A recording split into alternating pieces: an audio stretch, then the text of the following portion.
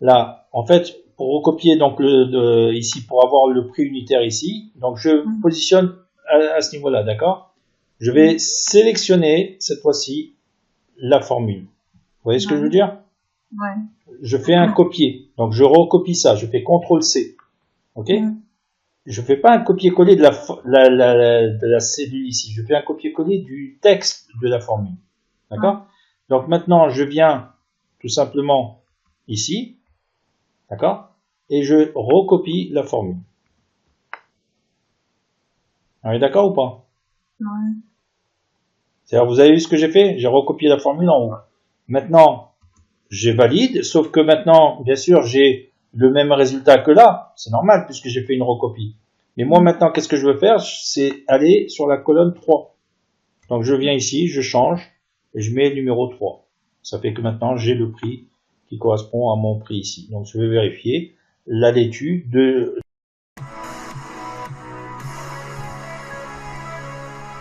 Alors n'hésitez pas à vous abonner à la chaîne, bien sûr.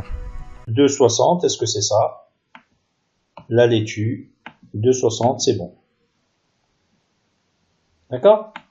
Si je viens prendre le melon, c'est à 3 euros. Je viens chercher le melon ici, il est bien à 3 euros. Ça marche? Ça marche. Alors maintenant, qu'est-ce qu'il reste à faire par rapport à ça? Donc vous avez vu comment j'ai fait, hein? J'ai recopié, je me suis positionné là. J'ai récupéré dans cette zone-là la valeur de la formule. J'ai fait un copier ici. Je suis venu ensuite ici. D'accord? Et là, attention à une chose, c'est que, vous voyez qu'en faisant ça directement, c'est pas bon.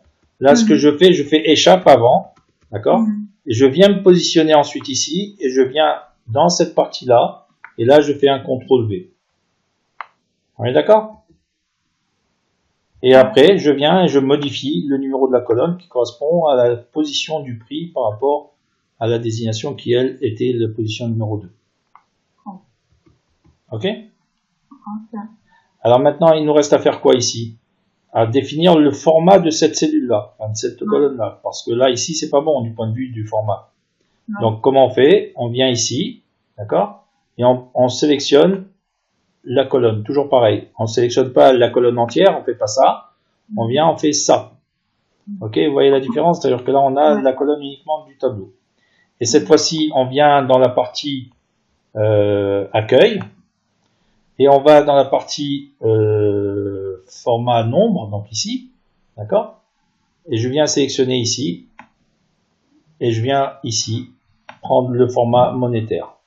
Avec les deux virgules, enfin les deux décimales, le monétaire, euro, etc. Et je valide. Ça fait que là maintenant j'ai bien mes prix affichés correctement. C'est bon? C'est bon. Alors maintenant si on continue, on va à droite. Et ici, le prix hors taxe. Attendez, j'ai fait une bêtise là. Ah non, si, c'est bon. C'est le total ici. C'est le total. C'est ce total. Sauf que... Mais on n'a pas le nombre. Si, la quantité elle est là. Quantité, ok, ouais. D'accord? Sauf qu'on n'a pas rempli pour les autres. Ouais. On a la quantité ici. Donc on va mettre ici, par exemple, 3, ici 5, ici 1, et ici 6, peu importe. Ok? Donc là, on a bien les quantités. Donc maintenant ici, qu'est-ce que je vais faire? Je vais faire une formule toute simple qui va me faire le prix total. Donc je fais plus, ou je peux faire égal aussi, hein. D'accord? Égal. C'est pareil, hein. Donc je fais ça, le prix unitaire, multiplié, donc c'est l'étoile, hein. Et là, je viens chercher donc la quantité qui est là. D'accord? Et je ferme la parenthèse. À la limite, non, il n'y a pas besoin de parenthèse ici, excusez-moi. Donc là, on valide et on a bien notre prix qui affiche ici. C'est-à-dire que, regardez, je recommence, je supprime tout. D'accord? Là, je viens ici, c'est égal.